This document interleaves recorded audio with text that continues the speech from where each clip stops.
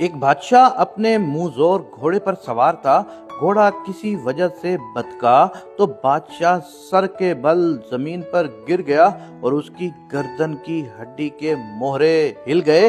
اب وہ گردن کو حرکت دینے پر بھی قادر نہ رہا۔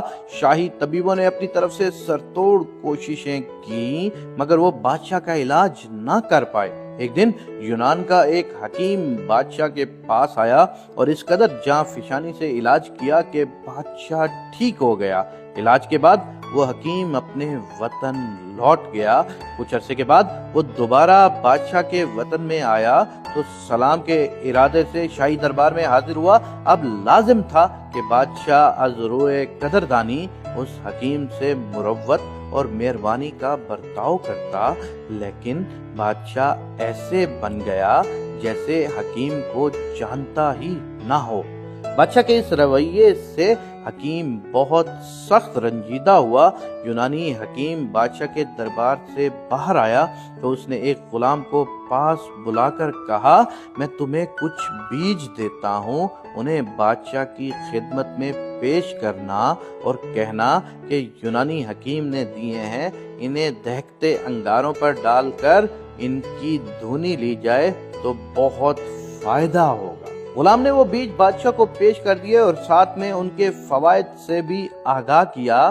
بادشاہ کے حکم سے فوراً دہکتے انگارے پیش کیے گئے، مگر جب بیج انگاروں پر ڈال کر بادشاہ نے دھونی لی تو اسے ایک زوردار چھینک آئی جس سے اس کی گردن کے موہرے پھر سے پرانی حالت میں چلے گئے۔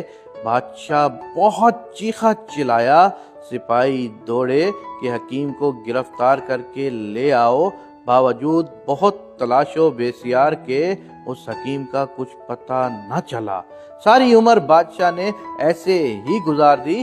شیخ سعدی رحمۃ اللہ علیہ فرماتے ہیں کہ ہمیشہ محسن کو بھلائی کے ساتھ یاد رکھنا چاہیے۔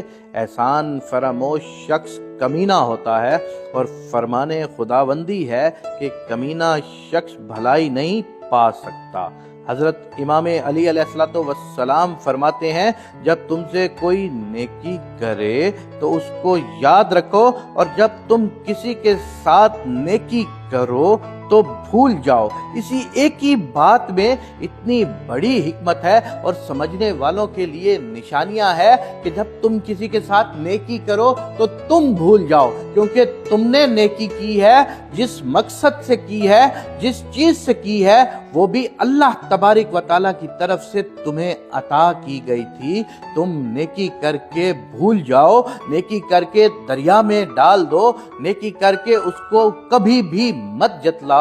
یہ اعلیٰ صفت کے انسانوں کی فضیلت ہے، اور جس پر نیکی کی جاتی ہے اس شخص کے لیے یہ ضروری ہے کہ وہ اپنے محسن کو کبھی مت بھولے، وہ اپنے محسن کی محسن کشی نہ کرے، وہ محسن کو کبھی مت بھولے، اور محسن جب اس کو کبھی بھی آمنے سامنے آئے تو اس کو دل میں اس کو عزت اور ریگارڈ دینا چاہیے، کیونکہ اللہ کی طرف سے وہ شخص وسیلہ بنتا ہے جو تمہارے تمام دردوں کی دوا ہے۔ تم اللہ کا شکر بھی ادا کرو اور اپنے محسن کے ساتھ بھی صلہ رحمی سے پیش آؤ۔ اللہ تبارک و تعالی ہم سب کا حامی و ناصر۔